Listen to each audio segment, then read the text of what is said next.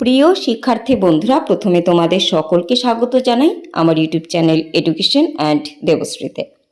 তোমরা যারা Netaji Subhash open university থেকে ইউজি কোর্স করছো, ইউজি থার্ড ইয়ার স্টুডেন্ট এবং ইতিহাসে তোমরা অনার্স নিয়েছো, তাদের জন্য এই ভিডিওটি গুরুত্বপূর্ণ।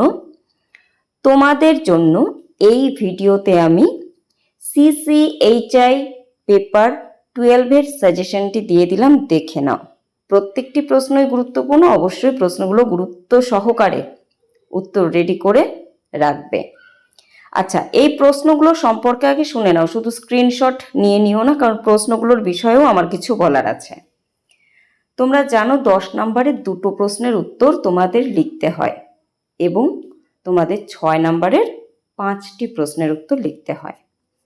এবার তোমাদের অনেক 6-এর প্রশ্ন এমন আছে যেগুলো 10 নম্বরের প্রশ্নের উত্তরের মধ্যেই থাকে, সেই প্রশ্নগুলো রেডি করলেই হয়ে যায়, তাহলে 5-এর জন্য আলাদা করে পড়তে হয় না। আমি প্রশ্ন ধরে ধরে বলে দিচ্ছি, ভালো করে শুনে নাও।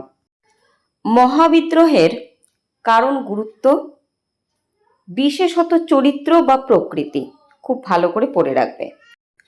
পরবর্তী প্রশ্ন, ঔপনিবেশিক ভারতে পাশ্চাত্য শিক্ষা বিস্তার এবং দেশীয় শিক্ষা ব্যবস্থা সম্পর্কে আলোচনা করো।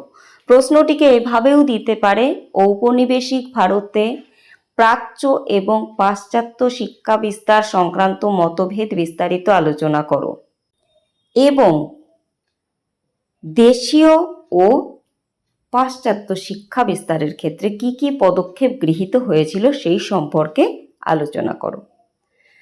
এবার দেখো, এখানে কিন্তু 6-এর জন্য যে প্রশ্নগুলো গুরুত্বপূর্ণ সেই প্রশ্নগুলোর উত্তর পয়েন্ট আকারে এখানে চলে আসতে পারে। কি কি? মেকলে মিনিট, উডের ডিসপ্যাচ, এই বিষয়গুলো কিন্তু পাশ্চাত্য শিক্ষা বিস্তারের মধ্যে ঢুকে যাবে। কাজে পয়েন্ট করে যদি এগুলো করে নাও, তাহলে আলাদা করে আর পড়তে হচ্ছে না। 6-এর জন্য একটা 10-এর প্রশ্ন পড়লেই হয়ে গেল। আচ্ছা, পরবর্তী প্রশ্ন, ইঙ্গো মহীশূর সম্পর্ক বা হায়দার আলী ও টিপু সুলতানের সাথে ইংরেজদের সম্পর্ক কেমন ছিল, বা দিতে পারে শুধুমাত্র হায়দার আলী ও ইংরেজদের সম্পর্ক আলোচনা করো, অথবা টিপু সুলতান ও ইংরেজদের মধ্যে বিরোধিতার কারণ কি বিস্তারিত আলোচনা করো। যে কোনো প্রশ্ন দিতেই পারে। মূল বিষয় হলো ইঙ্গো মহীশূর যুদ্ধ বা ইঙ্গো মহীশূর সম্পর্ক। নেক্সট কোয়েশ্চেন, ব্রিটিশ ভারতে দুর্ভিক্ষগুলির কারণ কি, এর ফলাফল কি হয়েছিল, বিস্তারিত আলোচনা করো। অথবা এর সাথে লাগোয়া কোয়েশ্চেন দিতে পারে, দুর্ভিক্ষ প্রতিরোধে সরকারি ব্যবস্থা সমূহ সম্পর্কে আলোচনা করো। এবার দেখো, এখানে তোমাদের 76-এর মন্বন্তর, 50-এর মন্বন্তর তুলে ধরতে হবে।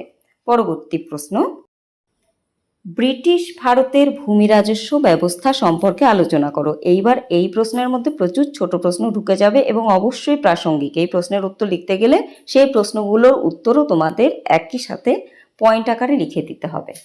এই পয়েন্টগুলি দিলে তাহলে তোমাদের আর 6-এর জন্য পড়তে হচ্ছে না আলাদা করে, এবং এমনভাবে তোমরা লিখবে যাতে 6-এর জন্য এলেও তোমরা সেটা লিখে দিলে মোটামুটি 6 না পেলেও 5 পাও, 4-5 পাও।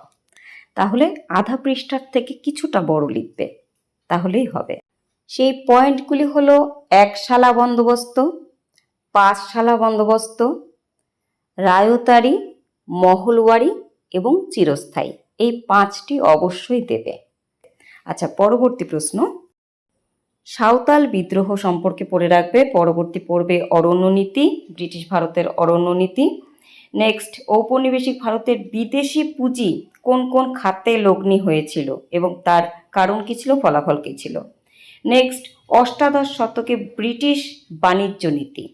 নেক্সট, ব্রিটিশ সাম্রাজ্য বিস্তার নীতি। এইবার এই সাম্রাজ্য বিস্তার নীতিতে কিন্তু সত্ত্ববিলোপ নীতি, অধীনতামূলক মিত্রতা নীতি, এই দুটো নীতি কিন্তু অবশ্যই এমনভাবে লিখবে যাতে এই দুটো আলাদা করে দিলেও তোমরা লিখতে পারো। আচ্ছা, এবার রয়েছে যে প্রশ্নগুলো ছোট প্রশ্ন 6-এর জন্য, সেগুলো দেখে নাও। আমি তো বলেই দিলাম এই সবগুলো প্রশ্ন তাহলে তোমাদের আলাদা করে করতে হচ্ছে না, 10-এর মধ্যেই ঢুকে যাচ্ছে। আশা করি ভিডিওটি তোমাদের জন্য উপকারী। যদি মনে হয় ভিডিওটি উপকারী, অবশ্যই লাইক করো, কমেন্ট করে অবশ্যই জানাবে পরবর্তী তোমরা আর কোন পেপারের সাজেশন চাও।